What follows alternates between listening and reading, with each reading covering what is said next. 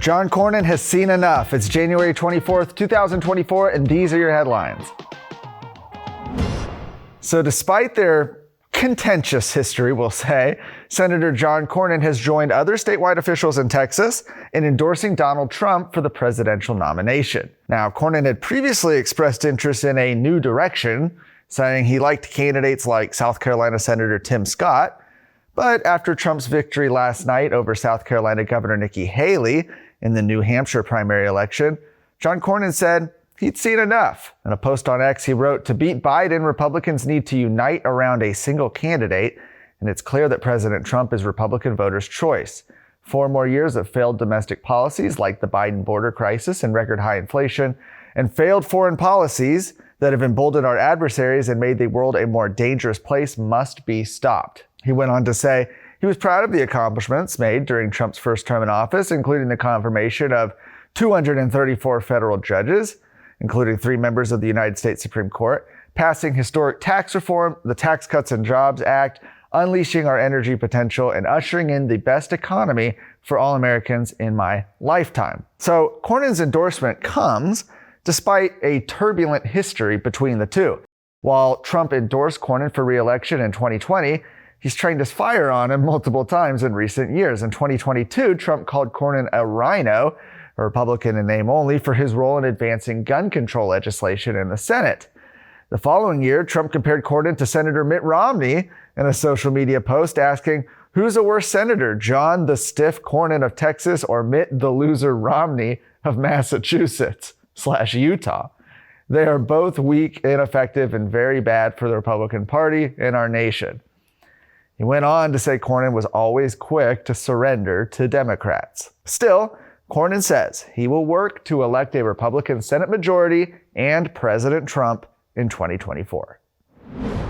As the standoff continues between the Biden administration and the state of Texas over the crisis along the southern border, Governor Greg Abbott says Texas will continue to push back against the invasion. At the center of the current controversy is a recent Supreme Court order that allows federal agents to remove concertina wire and other barriers placed along the Rio Grande by the Texas National Guard and Department of Public Safety. Ground zero of that battle is Shelby Park in Eagle Pass, where state forces have taken over a park along the border and has thus far prevented federal officials from entering. Abbott says the state is taking action because of a failure from the Biden administration. He said in a statement today, the federal government has broken the compact between the United States and the states. The executive branch of the United States has a constitutional duty to enforce federal laws, protecting states, including immigration laws on the books right now. President Biden has refused to enforce those laws and has even violated them. He said the result is that he has smashed records for illegal immigration, despite having been put on notice in a series of letters, one of which I hand-delivered to him. President Biden has ignored Texas's demand that he perform his constitutional duties. He went on to say, the U.S. Constitution allows for states to push back against invasions. He said James Madison, Alexander Hamilton, and the other visionaries who wrote the U.S. Constitution foresaw that states should not be left to the mercy of a lawless president who does nothing to stop external threats like cartels smuggling millions of illegal immigrants across the border.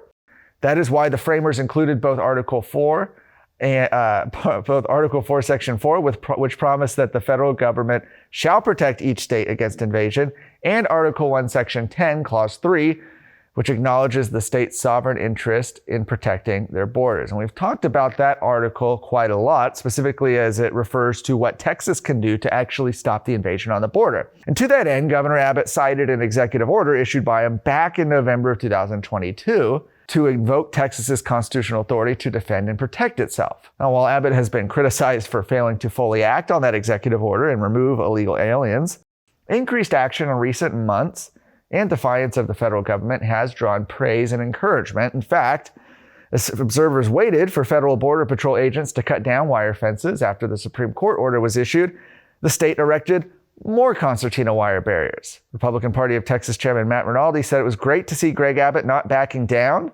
Others say more needs to be done. Adding barriers, walls, etc. is a start, but no wall will ever stop the invasion of our borders if the invaders do not know that they cannot get in.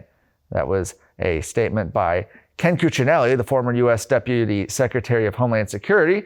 He posted on X, he said, Greg Abbott needs to return the invaders back across the border. And no, don't ask Mexico's permission, just do it.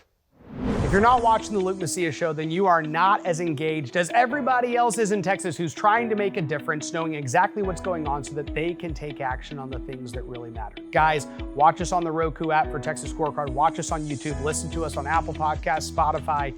Get engaged, get more informed, so together we can actually make a bigger difference on things that matter for the future of Texas. God bless you.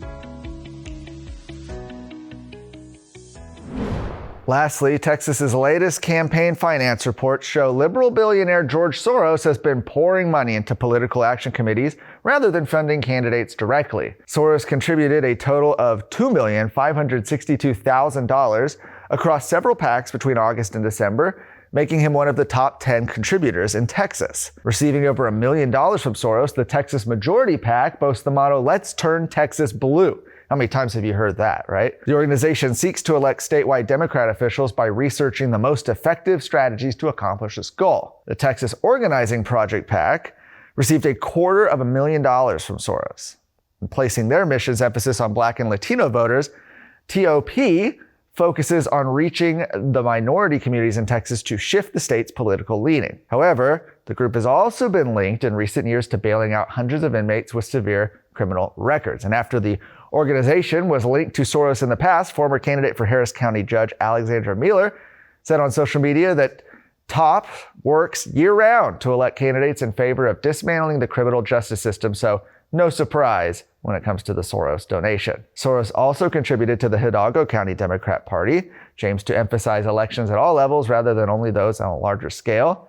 CTX Votes, Dallas County Democratic PAC, Cameron County Democratic Party Executive Committee, and Planned Parenthood Texas Votes PAC all listed Soros as a top contributor, with CTX Votes in Cameron County receiving over 94% of their total contributions from Soros. You can find more of today's stories at TexasScorecard.com.